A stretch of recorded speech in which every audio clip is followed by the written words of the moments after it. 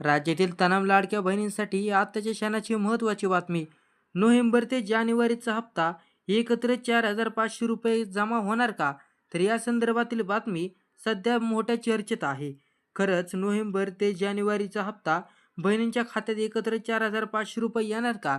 याबाबत संपूर्ण माहिती आपण आजच्या व्हिडिओत जाणून घेण्याचा प्रयत्न करणार आहोत. तुम्ही फक्त हा व्हिडिओ शेवटपर्यंत पहा आणि चॅनलला सबस्क्राईब करून ठेवा.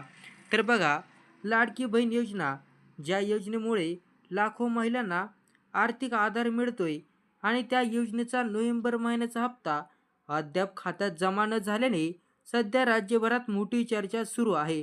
तर बघा, काही बहिणींना नोव्हेंबर महिन्याचा हप्ता अद्याप देखील बँक खात्यात जमा झाले नाही आणि त्यामुळे राज्यभरातील लाडक्या बहिणींमध्ये मोठी चर्चा होत आहे. अनेक महिलांना दररोजचे bank CSC centre mobile app तपासून थकले आहेत. मात्र हप्ता कधी येणार हाच एकच प्रश्न सर्वांना विचारला जातोय. लाडक्या बहिणी सध्या बँक खाते CSC सेंटर मोबाईल ॲपमधून बघत आहेत, मेसेजची वाट पाहत आहेत. 1,500 रुपयाचा हप्ता कधी येणार? तर पहा, याच पार्श्वभूमीवर आता एक मोठी आणि दिलासा देणारी अपडेट समोर आली आहे.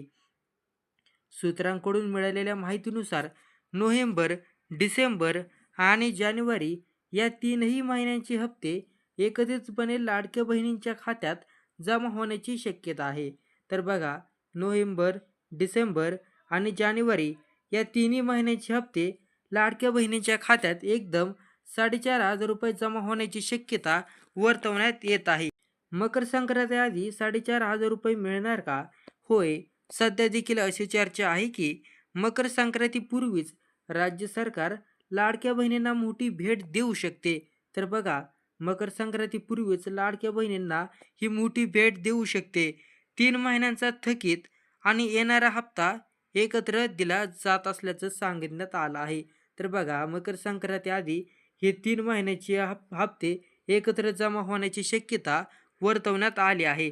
मात्र इथे एक महत्त्वाची गोष्ट लक्षात घ्या, सरकारकडून ही अद्याप कोणतीही अधिकृत घोषणा झालेली नाही. त्यामुळे ही माहिती शक्यतेवर आधारित आहे. आता पहा, नोव्हेंबर हप्त्याबाबत महत्त्वाचे अपडेट. नोव्हेंबरचा हप्ता कधी येणार? तर पहा, दुसरीकडे आणखी एक अपडेट समोर आला आहे की काही अहवालांनुसार नोव्हेंबर महिन्याचा 1,500 रुपयाचा हप्ता पुढील आठवड्यातच जमा होऊ शकतो. म्हणजेच 3 महिने एकत्र न मिळाल्यास किमान नोव्हेंबरचा हप्ता तरी लवकरच खात्यात येण्याची दाट शक्यता वर्तवण्यात येत आहे. 2026 पूर्वीच हा हप्ता महिलांच्या खात्यात टाकला जाईल असे देखील सांगण्यात आलेलं आहे.